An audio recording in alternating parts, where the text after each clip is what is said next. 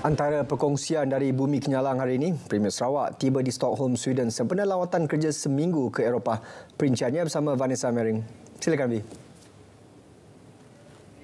Ya, terima kasih Sahi. Premier Sarawak Datuk Patinggi Tan Sri Abang Johari Tun Openg dijangka mengetuai Kerajaan Sarawak dalam lawatan penanda aras ke Parlimen Sweden di Stockholm hari ini. Lawatan tersebut bertujuan untuk berkongsi pengalaman selain melihat pelaksanaan perundangan Ombudsman di negara berkenaan dalam rangka lawatan kerja selama seminggu di beberapa destinasi di Eropah. Ia merupakan antara inisiatif Premier ke arah memperkasakan lagi peranan dan fungsi Ombudsman menerusi penggubalan Ordinan Ombudsman Sarawak dengan menjadikan Sweden sebagai contoh. Sweden telah dipilih sebagai rakan kongsi penanda aras kerana terkenal dengan legasi yang terhormat dalam menegakkan prinsip demokrasi, hak asasi manusia, ketelusan dan accountability.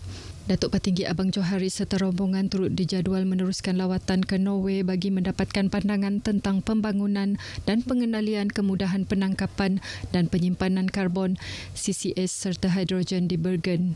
Beliau turut dijangka mengadakan pertemuan bersama pegawai Kementerian Petroleum dan Tenaga Norway selain mengadakan perbincangan bersama penggiat industri mengenai inisiatif CCS, pelepasan sifar bersih dan penyahkarbonan. Premier Sarawak dijangka menamatkan lawatan kerjanya di London untuk mengadakan perjumpaan bersama pegawai atasan Shell di ibu pejabat syarikat multinasional tersebut.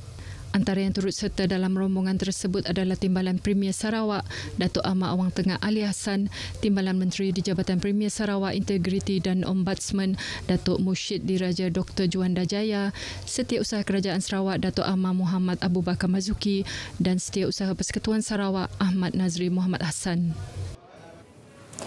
Pihak Dewan Bandaraya Kuching Utara DBKU memerlukan peraturan khas untuk membenarkan kenderaan mikromobiliti seperti skuter elektrik digunakan di Kuching. Datuk Bandar Dewan Bandaraya Kuching Utara DBKU, Datuk Junaidi Ridwan berkata, beliau telah mengadakan perjumpaan dengan pihak terlibat, namun ia tetap melibatkan undang-undang dan liabiliti awam yang tertakluk di bawah Kerajaan Persekutuan.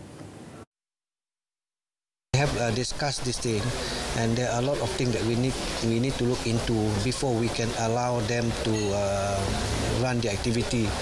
Whether there must be, for example, say kalau dia tak boleh dekat public road, can it be at public yang tempat jalan kaki and untuk bicycle and so on.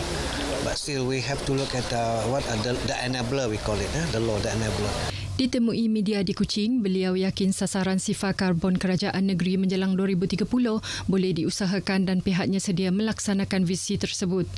Ujarnya, pelbagai kegiatan telah dirancang oleh DBKU ke arah mendukung visi ini termasuk pembangunan kawasan Rizab Alam Semula Jadi sekitar ibu pejabat DBKU di Bukit Siol dengan keluasan 108 ekar. Sementara itu, Dewan Bandaraya Kuching Utara DBKU sedia bekerjasama dengan pihak berkuasa tempatan PBT lain dalam usaha menangani wabak rabies. Menurut Datuk Bandar Dewan Bandaraya Kuching Utara DBKU, Datuk Junaidi Ridwan, pihaknya mempunyai jawatan kuasa bersama Majlis Bandaraya Kuching Selatan MBKS dan Majlis Perbandaran Padawan MPP bagi membincangkan pelbagai kerjasama. Kalau misalnya kita bagi contoh di IMAT di Metang, IMAT area is under MPP. So kalau kita nak tangkap anjing di kawasan tu, kalau di BKU nak tangkap masuk dalam kawasan MPP, kita ada masalah. So kalau kita buat joint operation, dan kita yang itu pun kita ada buat to ensure that when we enforce penangkapan anjing ni, we can do it more efficient and more effectively. Tegas beliau, selain rabies, pihaknya turut bekerjasama dalam menangani isu kesihatan termasuk sampah sarap dan pembangunan lanskap. Datuk Junaidi berkata demikian pada majlis perjumpaan khas bersama anggota beruniform DBKU di Kuching. Seramai 46 anggota beruniform dari bahagian penguatkuasaan perlesenan dan kesihatan DBKU terlibat dalam program tersebut. Terdahulu dalam ucapannya, Datuk Junaidi turut memuji komitmen petugas dalam melaksanakan tugas dan berharap ianya dapat diteruskan bagi mengangkat martabat DBKU. Jabatan Perpaduan Negara dan Integrasi Nasional JPNIN bahagian Miri bersama gabungan 14 kawasan rukun tetangga KRT daerah Subis melaksanakan program Gerak Rahmah, Gerak Muhibah dan kempen Kibar Jalur Gemilang dan Konvoi Perpaduan KRT bagi menyemarakkan semangat patriotisme dalam bulan kebangsaan ini. Setiausaha Politik Premier Sarawak, Sakawi Suhaili, yakin program ini dapat mencetuskan solidariti dalam hati setiap rakyat Malaysia ketika mendepani apa jua cabaran yang mendatang selain dapat mengeratkan lagi hubungan silaturahim, persefahaman, kemesraan dan kerjasama di antara masyarakat berbilang kaum. Ujarnya, jalinan kesemua faktor ini penting bagi menjamin perpaduan dan keharmonian warga kawasan rukun tetangga khususnya dan komuniti di daerah Subis amnya.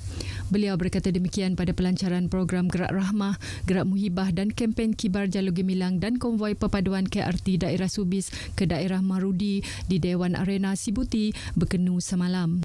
Sementara itu, Pegawai Perpaduan Bahagian Miri Wilfred Ugap berkata, program ini merupakan inisiatif JPNIN serta Kementerian Perpaduan Negara untuk memperkasa, mempertingkat dan mempergiatkan semangat patriotik dalam kalangan masyarakat.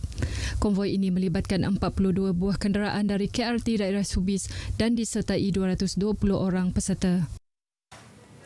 Peredaran Automobil Nasional Berhad Proton memainkan peranan dalam membantu mempromosikan sektor pelancongan Sarawak seiring dengan kemajuan teknologi jenama Kereta Nasional Malaysia. Timbalan Pengarah Pemasaran Proton Edar Malaysia, Steven Tauchi berkata dengan keunikan dan tarikan pelancongan di negeri ini, syarikat automobil ini akan memperkenalkan Sarawak ke dunia luar. For the Kuching is because for us is we think is we have a lot of things which is maybe Sarawak the local people know in the Kuching, but how about is other countries people, right? Program ini bukan sekadar menguji kenderaan sambil menikmati pemanduan di samping menghayati pemandangan sepanjang perjalanan ke tempat-tempat menarik di Kuching. Steven menjelaskan perkara itu kepada media selepas majlis penutupan 19 ASEAN Games Nation Drive di Kuching petang semalam. Kuching merupakan lokasi kedua program tersebut selepas Kota Kinabalu. Program ini diadakan bagi menghangatkan Tamasya Sukan Asia ke-19 yang akan berlangsung di Hangzhou, China bermula pada 23 September hingga 8 Oktober 2023. Manakala Proton menjadi rakan rasmi Prestige rasmi Sukan Asia. Pengemaraan edisi Sarawak membawa perjalanan sehari pergi dan balik menyusuri lebuh raya Pen Borneo dari Bandaraya Kuching ke Teluk Melano dan juga perjalanan sehari pergi dan balik dari Bandaraya Kuching ke Kampung Budaya Sarawak di Santubong. Pemandu kenderaan yang berminat untuk terlibat dalam perkhidmatan e-hailing disaran agar mengikut prosedur yang betul di bawah seliaan Jabatan Pengangkutan Jalan JPJ sebelum menyertai mana-mana syarikat e-hailing. Dalam temu bual khas siaran radio Sarawak FM hari ini, Ketua Unit Keselamatan Jalan Raya dan Korporat JPJ Negeri Sarawak, Christopher Alex Boniface Barau memberitahu antara perkara penting yang perlu diberi keutamaan adalah pemilikan lesen vokasional untuk kenderaan awam atau Public Service Vehicle PSV oleh setiap pemandu yang ingin melakukan perkhidmatan e-hailing. Jelasnya, pemandu yang ingin mendaftar sebagai pemandu e-hailing diwajibkan untuk membuat permohonan lesen tersebut di mana-mana cawangan JPJ berhampiran serta mengikuti kursus PSV sebelum pengambilan kerja oleh syarikat e-hailing terlibat dapat disahkan. Tambahnya, pemandu e-hailing yang didapati beroperasi tanpa memiliki lesen PSV boleh dikenakan tindakan undang-undang di bawah Akta Pengangkutan Jalan 1987 Seksyen 23-2. Kalau merujuk pada Akta APJ 1987 Seksyen 23-2 okey, mana-mana pemandu yang macam situasi sedemikian kita boleh kenakan tindakan maksudnya beliau boleh disabitkan kesalahan tindakan mahkamah atau denda tidak kurang daripada 1,000 dan tidak lebih daripada 10,000 atau penjara tidak lebih dari 2 tahun. Selain itu, Christopher juga menyatakan pentingnya pemeriksaan Puspakom dilakukan bagi kenderaan milik pemandu e-hailing yang berusia 3 tahun ke atas agar kualiti serta kesiapsiagaan kenderaan sentiasa terjamin ketika menyediakan perkhidmatan kepada orang awam. Perkongsian itu tadi mengakhiri berita dari Sarawak. Salam Malaysia Madani dan kita kembali bersama Sahi untuk berita seterusnya. Silakan Sahi. Baik, terima kasih. Kita akan berhenti berehat seketika dan akan kembali selepas ini.